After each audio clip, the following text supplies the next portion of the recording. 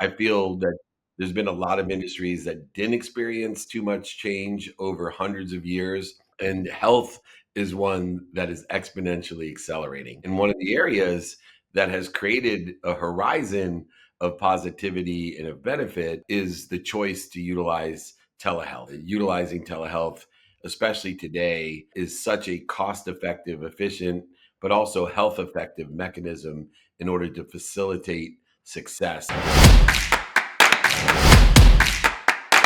Welcome to Entrepreneurs the Playbook. I'm David Meltzer, and we are blessed to be here in the Irvine Towers studios. And we are with an amazing entrepreneur, the co-founder of Choose Your Horizon, the amazing Rob Lee. Welcome to the Playbook. Thanks, David. Thanks for having me. Looking forward to having a great chat with you.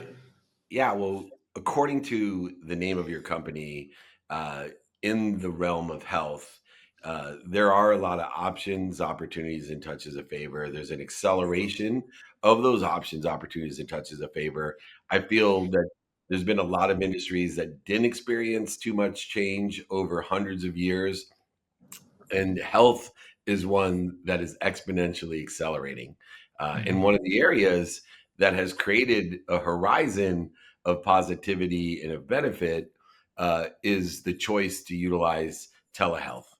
And utilizing telehealth, especially today, is such a cost effective, efficient, but also health effective mechanism in order to facilitate success. And I know utilizing your Start Engine campaign, there's a lot of people not only excited about the business, but excited about the investment as well. And looking over your 15 years of experience, what are some of the things that you see on the horizon that give us multiple choices that allows us to utilize Choose Your Horizon? Yeah. I think really just off the foot of COVID, and obviously not everything was good about COVID, but it really accelerated this component of healthcare. It pushed everything online, gave people greater access, more speed, pushed the conversation about therapy, even just about avoiding or not avoiding the conversation just about mental health, which I'm very grateful for, and it has allowed businesses like ours to grow quite quickly. But on the horizon, and I think more recently, we're seeing some great innovations around some technologies in AI and companion AI type companions that can be really a value add to some of the services that we provide. So, given like something, for example, we do some coaching for alcohol use disorder.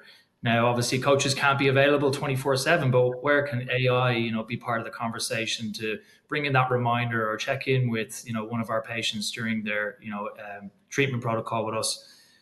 And I just think the beauty about some of the innovations that have come in telemedicine is that it just gives people greater access to alternative treatments, and so I even just use the example more recently, they're studying the GLP-1s, compounded or, branded um, uh, for what's the best term to use for that, for cravings, right? Even then that can be applied for alcohol use, substances, and of things of that nature. So not only for weight loss's sake, these compounds are providing additional alternatives, which is what I really love about being able to work in this space.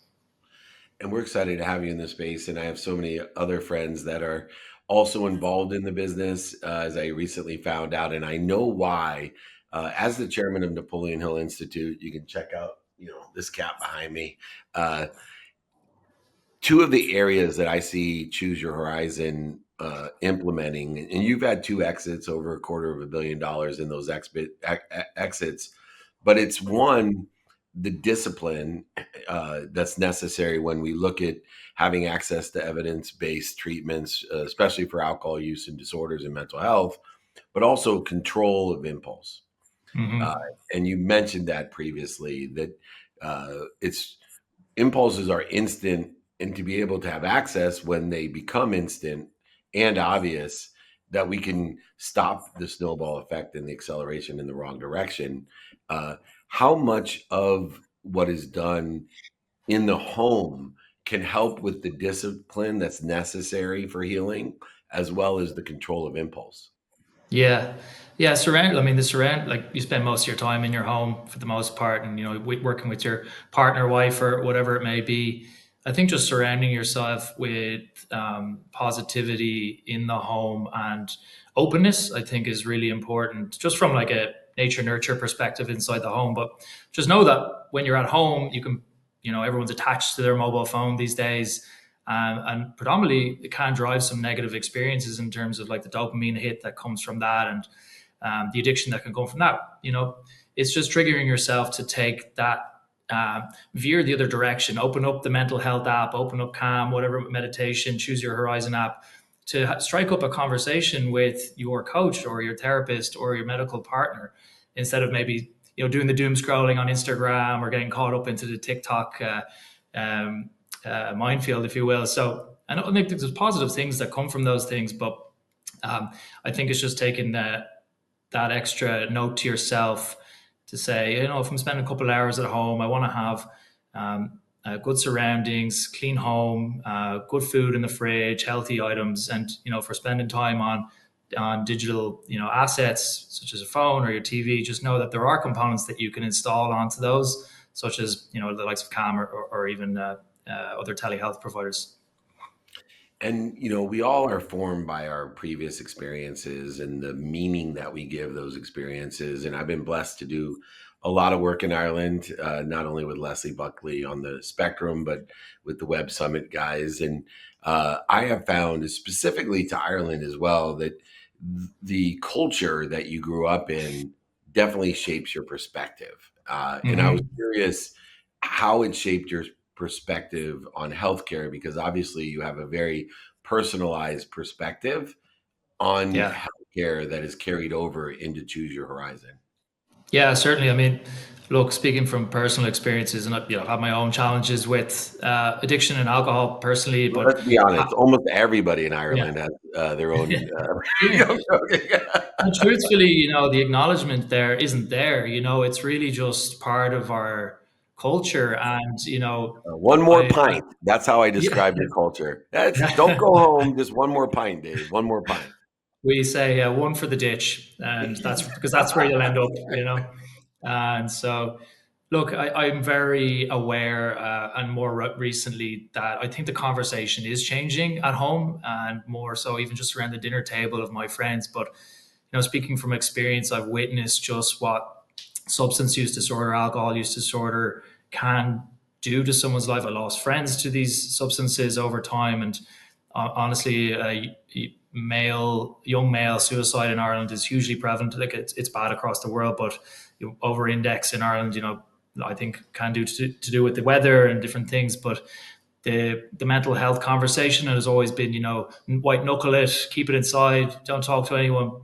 But I'm starting to see that unfold into actually a more open nature conversation, to say, well, actually, I might go home after beer number four now, and then the rest of the table kind of go, yeah, that's all right. Actually, we got to wake up tomorrow and get to work and be fresh and all that good stuff. But 3, 4, 5, maybe even 6, 7 years ago, it was one more pint, which led to three more pints, which led to seven more pints, and it really spirals from there. So, yeah, I've witnessed how kind of family structures at home, and if there, for example, there isn't like a very supportive family build, for example, that often a substance can leak into the kind of conversation for a friend of mine in particular. So that it can spiral from there. So support is such a huge component of like how recovery can occur in community, and just being open to hearing someone's pain and just letting them know, hey, I'm here for you whenever you want to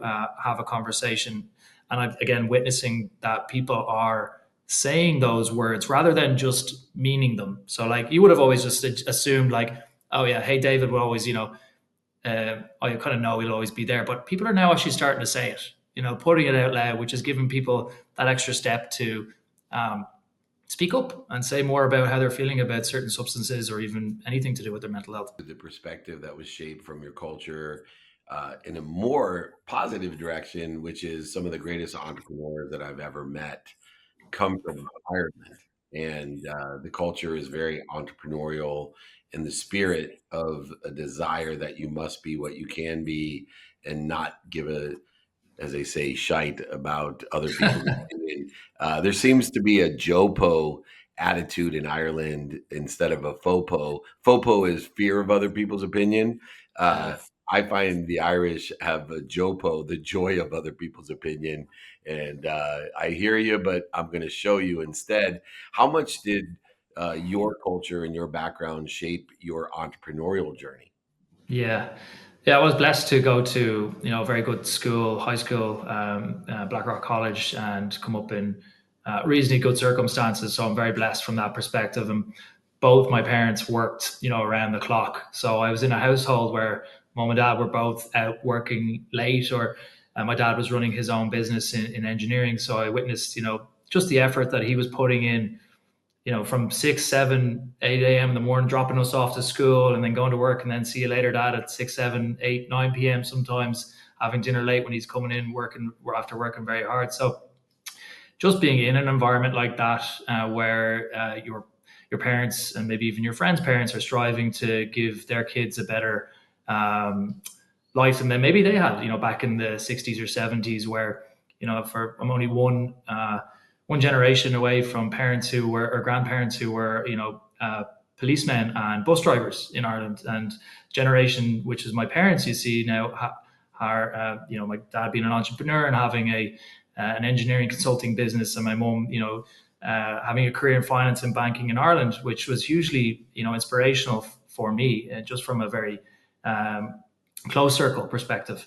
And then just being in a very positive school environment, gave me that energy. And I'd say just respect is probably the biggest thing I got out of my schooling, just to know when to speak, when not to speak, when to listen, and when to, have your say. So I think those are just some of the tidbits that I like to share. And obviously, going into kind of the macro component, we were always aware of like how the multinational corporations come to Ireland, and just how much money can be carried from like international business perspective. So gave people in Ireland like that lens of, hey, well, let's just maybe build something in Ireland, but also look outside of Ireland to see where the bigger opportunities. And obviously, America carries with that, that kind of American dream perspective. And so many of the Irish great entrepreneurs have, taken that leap across the pond to do well in the US. And they do very well, just like you. And proof not only of the two exits, but what may be your biggest venture yet with Choose Your Horizon. What are some of the realistic, materialistic applications when we're dealing with alcohol abuse or control and also mental health, which are closely combined? Yeah, Most people are utilizing a drug or an alcohol in order to accommodate a pain that yeah, is much greater, mostly mentally related and yeah. emotionally manifested. So, what are some of the things Choose Your Horizon can do for someone that is suffering from addiction or suffering from a mental struggle? Yeah. Yeah, appreciate the question, because I think this is really where some of the innovation is occurring internally for us. And I will say that it wasn't how we envisioned where we get to today. It was a kind of a culmination of events throughout the last 3 years that we've been in existence to get to how we describe what we're calling today is the addiction iceberg. And so, if I could illustrate to you, like at the top of the iceberg, we have the substance use issue, the alcohol, whatever it might be, that everyone can see. So you, David, you look at me, you're like, oh yeah, Rob's maybe drinking a bit too much. I can see that. But if you think below the surface, 2/3 of the iceberg is way bigger than the top of the iceberg. And that's the bit that nobody sees. So this is where we've got the trauma, the childhood trauma, depression, anxiety that's just been culminating over the years, that is driving the addiction. So over 60% of the people who have a substance use issue ultimately have an underlying mental health condition. And so we're flipping the kind of rehab model on its head, where not every rehab is to this extent, but most of them have a huge like failure rate, where they're just, patients are coming in, they've reached rock bottom, they just want to get that addiction fixed right away and then go back to their life. However, there was no addressing the underlying conditions that ultimately are bringing that patient back to the rehab, 3, 6, 9 months down the road. So our focus is on treating the top of the iceberg and the bottom of the iceberg all in one program. So bring you in, let's tackle the top of the iceberg with medication, which could be naltrexone, which is a very common medication. It's been around since the 80s. Combine that with psychosocial support. Our chief medical officer, Dr. Daniel Monfil, Mayo Clinic trained, will nurture that patient through a program where we'll start with the medication, combine it with the psychosocial, and then potentially when we start to see the substance use come down a little bit, we can start to address the underlying conditions with something like ketamine therapy, which is obviously an alternative and a heavy topic to be discussing, but it really allows you the opportunity to rewire some of those traumas that you've been experiencing, get to the bottom of what's actually been causing those addictive tendencies. So that's really like how we like to describe it. And I can tell you for sure, it was not a linear experience to get to the iceberg as like what we wanted to really tackle. Starting out with ketamine therapy 3 years ago, treating anxiety, depression, and so on. We really studied our patients and understood that many of them were coming with alcohol use disorder. So we put our hats on, worked with our medical staff to really combine all of these treatments together to come up with something totally comprehensive. It's amazing. No wonder so many people are interested not only in participating with 65 million people in America alone that said that they need care for these type of addictions and mental health that can't afford it. It is also extremely affordable and effective. That's why so many people are investing in and to choose your horizon. It's personalized, it's effective, efficient, and inexpensive. Check out their Start Engine investment campaign at startengine.com/offering/, choose your horizon. An incredible leader, a proven leader, and also someone that knows that they can do well and do good. Out of Los Angeles, a friend of ours, Rob Lee. Thank you for joining me. This is David Meltzer with Entrepreneurs, the Playbook.